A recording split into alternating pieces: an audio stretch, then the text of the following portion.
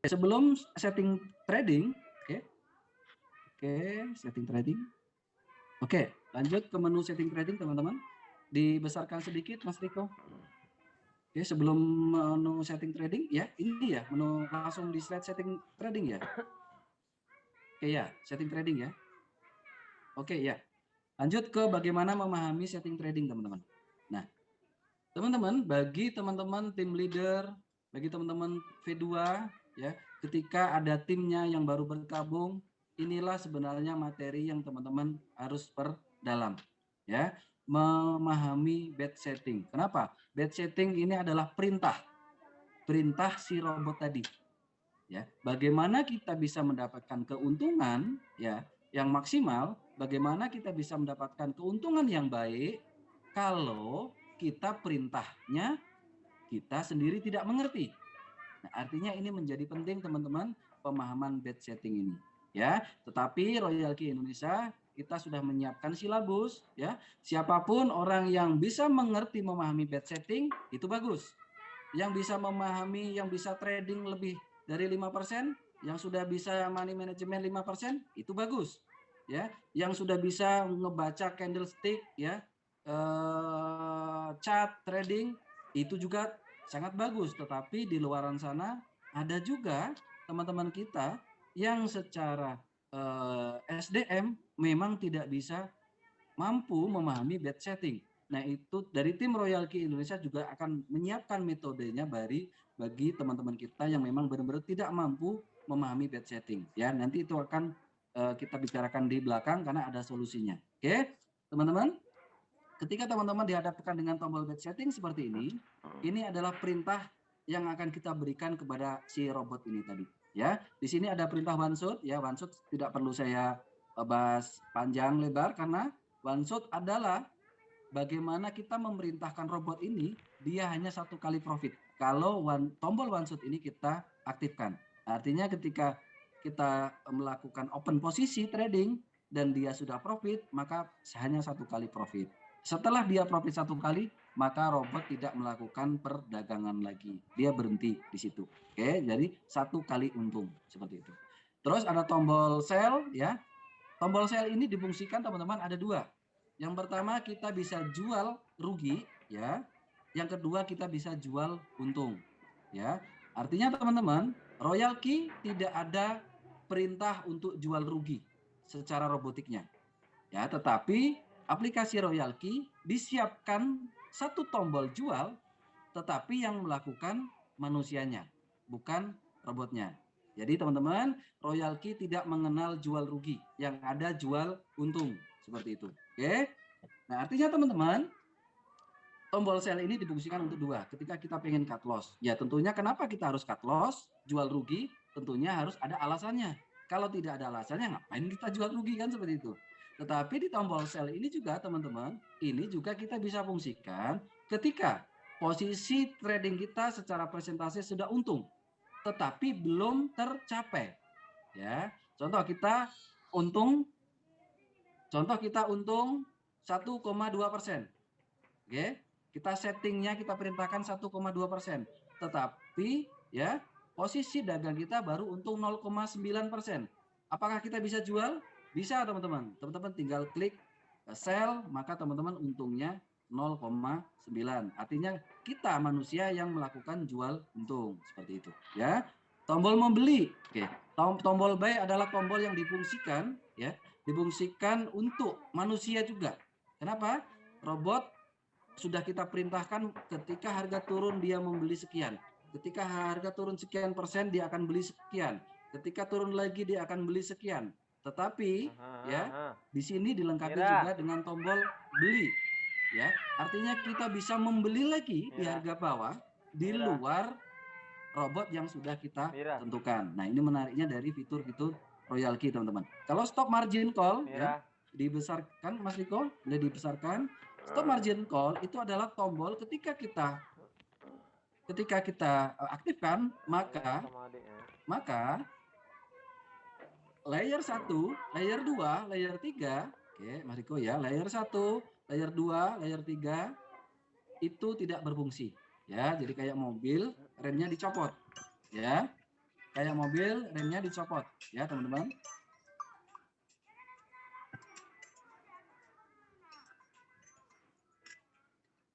Oke. Izin teman-teman, saya angkat telepon sebentar karena sponsor saya orang yang mengajak saya telepon video.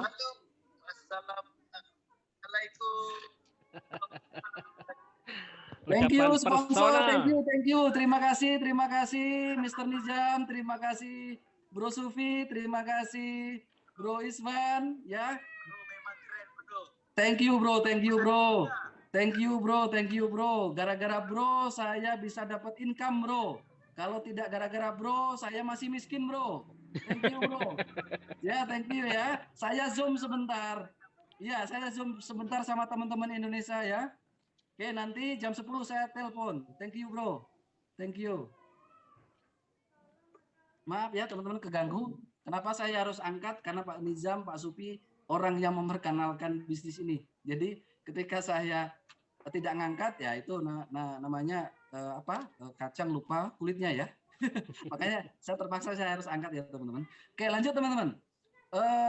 Tadi bad setting sudah, margin call kalau itu tuh tombolnya diaktifkan maka layer 1 2 3 4 tidak berfungsi. Ya, jadi tidak akan melakukan pembelian. Oke, seperti itu. Kapan kita lakukan tombol itu? Kapan waktunya kita pergunakan? Ketika ada news dan harga kripto mau jatuh. Nah, itu teman-teman pencet biar biar equity-nya tidak digunakan ya, seperti itu. Seperti itu ya. Teman-teman, terus di situ ada oke, ada satu menu itu nanti. Oke, nah di sini teman-teman ada beberapa tombol. Oke, lanjut ke margin call limit teman-teman. Di situ ada 7 time ya teman-teman. Apa artinya? Ini artinya kita akan men-setting berapa penurunan harga ya di layer 1, 2, 3 sampai 7 ya. Di layer 1 kita akan kasih berapa persen. Oke, penurunannya. Ketika harga turun seperti yang kita contohkan, misalnya turun 3,5%, maka dia akan beli 2 kali. Ini kalau kita setting 7, teman-teman. Kalau kita setting 5, boleh. Kita setting 1, boleh. Kita setting misalnya kita kasih 15, boleh juga. Kita kasih 20, boleh ya, teman-teman. Seperti itu. Oke, selanjutnya take profit ratio. Take profit ratio ini apa, teman-teman? Take profit ratio ini adalah keuntungan yang kita inginkan. Jadi robot ini dia akan jual di untung berapa, itu kita yang inginkan. Artinya teman-teman bisa rubah juga. Saya pengen profit 1%, saya pengen profit 1,3, silakan dirubah ya. Tapi kalau teman-teman saya pengen profit 0,9%, tidak bisa. Jadi settingan 1% ini tidak bisa dikurangi menjadi 0,9% ya, seperti itu. Minimal 1%. 5% boleh, 10% boleh, 20% boleh, 1,3 boleh, seperti itu ya. Terus di bawahnya ada take profit callback ya. Take profit callback ini teman-teman di sana ada 0,3 ya. Artinya apa? Artinya misalnya posisi dagang kita secara persentase sudah profit 1,3% ya, karena kita setting 1,3%, tetapi robot belum melakukan penjualan, belum melakukan take profit ya teman-teman. Dia harus turun dulu 0,3, maka robot baru akan jual. Maka profitnya menjadi 1%, karena 1,3 dikurang 0,3, 1% jadi profitnya. Dikurang bagi hasil royalti 20%, dikurang lagi fee trading di Binance, ya maka ketemunya antara 0,6, 0,7% profitnya, seperti itu. Oke, tetapi ada kalanya kasusnya seperti ini teman-teman. Posisi dagang kita sudah profit 1,3, harga masih naik. Sehingga profit kita sudah 1,4, 1,5, 1,6, sudah 2%. Ketika menyentuh 2%, harga turun 0,3, maka dia akan jual. Dan profitnya bukan 1,3, tetapi 1,7%. Nah, seperti itu teman-teman ya. Oke. Lanjut ke bawah, Mas Riko, di sana ada buy in callback. Nah, buy in callback 0,5. Jadi settingan yang ini teman-teman, ini adalah settingan perusahaan ya, settingan developer ya. 0,5% ini artinya apa teman-teman? Ini kebalikannya yang atas, kebalikannya yang profit callback ya, kebalikannya. Kalau tadi ceritanya untuk profit dia harus turun dulu 0,3 baru robot jual. Kalau buy in callback dia akan melakukan pembelian martingale 1, 2, 3 ya. 3%, 2 kali, 4%, 4 kali, 4,5%, 8 kali, dia belum akan melakukan pembelian sebelum, contoh, harga sudah turun, persentasenya 3,5%, ya, tetapi robot belum akan melakukan beli. Kapan melakukan beli? Ketika harga sudah naik 0,5%, baru robot akan beli. Tujuannya apa teman-teman? Tujuannya kita bisa mendapatkan harga yang lebih murah lagi. Karena kasusnya sudah turun 3,5%, dia belum naik, turun lagi 4%, ya kan, turun lagi 5%, belum naik juga. Begitu naik sedikit, menaik 0,5, maka robot baru akan beli. Artinya kita bisa dapat harga yang lebih bawah. Itu artinya ya teman-teman ya.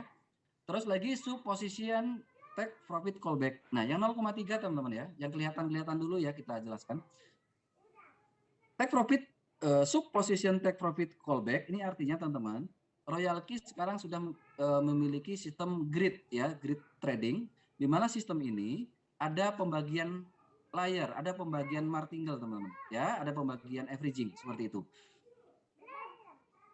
Di Royal Key ketika harga turun dan robot membeli 1 kali ya, layer ke-1, layer kedua sudah beli, harga turun lagi, layer ketiga, harga turun lagi, layer keempat, oke.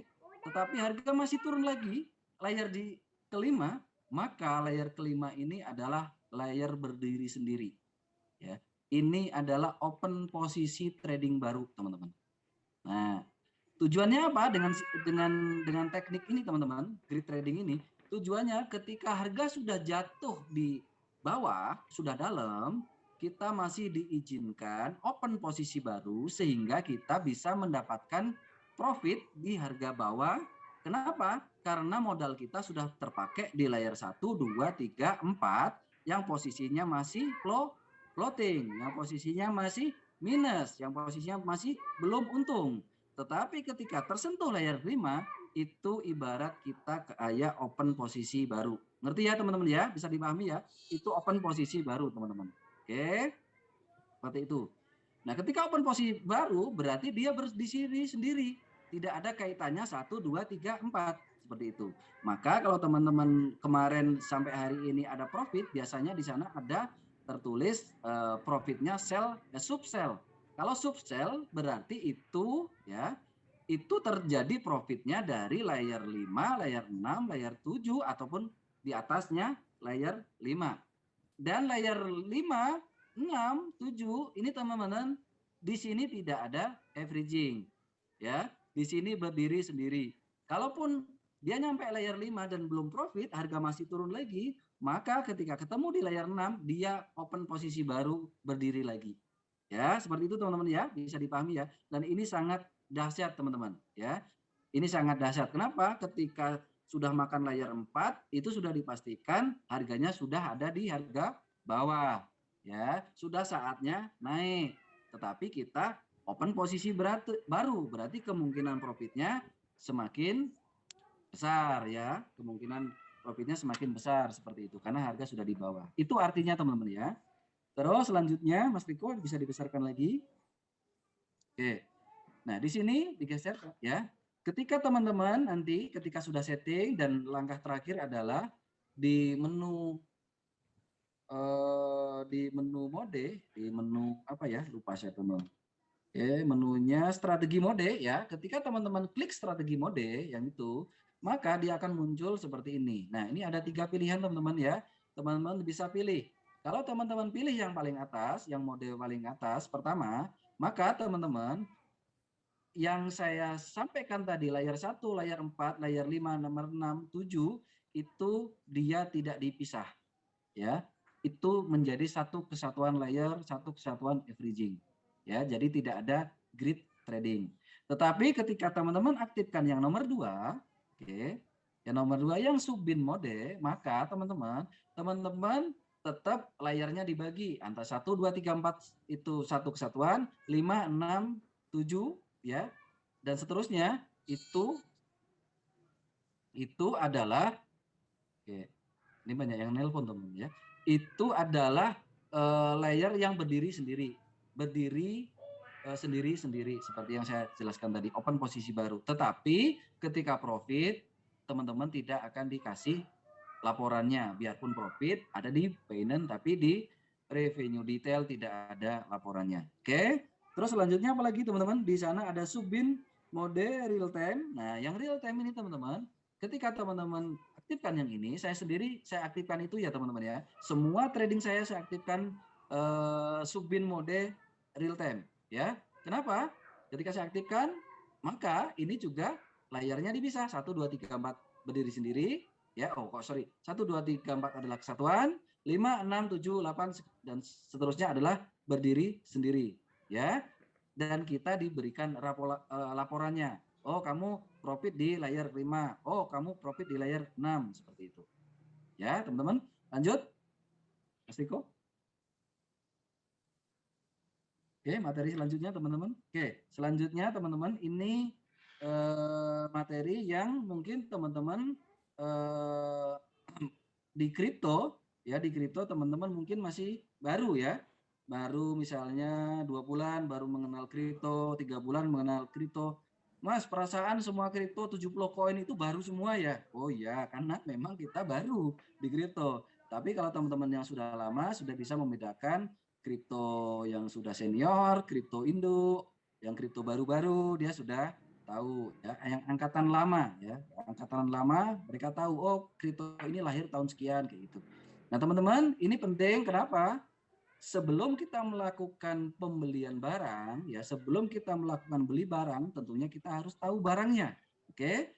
Dan menariknya di kripto ini hanya kita klasifikasikan, kita kelompokkan menjadi 3 barang ya teman-teman, 3 barang.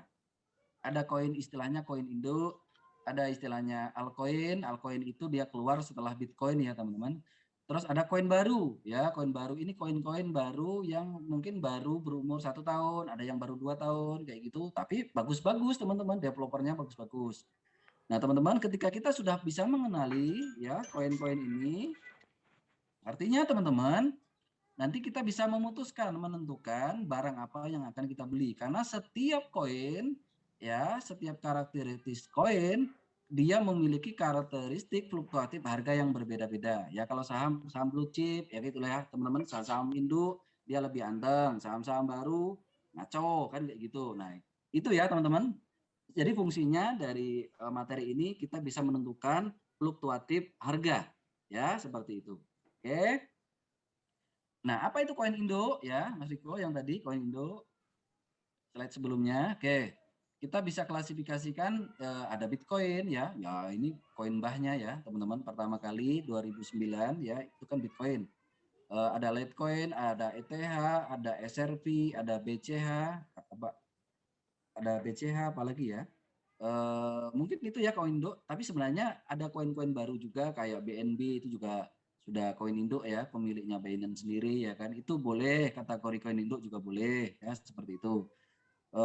Tapi intinya ini koin-koin yang induk ini memang sudah berumur di atas 7 tahun 8 tahun ya koin-koin ini seperti itu. BCH sendiri adalah hard fork-nya dari Bitcoin ya. SRP sendiri banyak yang bilang itu koinnya para banker-banker dunia ya, seperti itulah ya teman-teman ya. Artinya ini koin-koin Indo. Ketika teman-teman trading dengan modal besar ya, saya sarankan untuk melakukan trading di koin-koin Indo. Nah, setelah koin Indo muncullah koin-koin baru ya, yang ini juga cukup lama umurnya teman-teman. Dash, Dot, ada BNB, Doge, EOS, IOTA, Neo ya. Banyak teman-teman ya, seperti itu. Itu dikategorikan sebagai koin altcoin ya, yang umurnya sudah 5 tahunan, proyeknya juga bagus, kapitalisasi volumenya juga gede ya, rata-rata masuk di 30 besar CMC ya, seperti itu. Nah, itu koin seperti itu. Nah, ada koin-koin baru teman-teman lebih banyak ya. Ada HOT, ada ICP, ada SIBA ya kan. Macam-macam ya teman-teman. Nah, ini adalah diklasifikasikan sebagai koin-koin baru ya teman-teman. Dia memiliki fluktuatif yang lebih tinggi dibanding altcoin dan koin induk ya, seperti itu. Artinya ketika kita sudah mengklasifikasikan ini, maka nantinya kita bisa menentukan setting trading kita. Oke, lanjut teman-teman. Lanjut Mas Riko. Nah, Oke, ini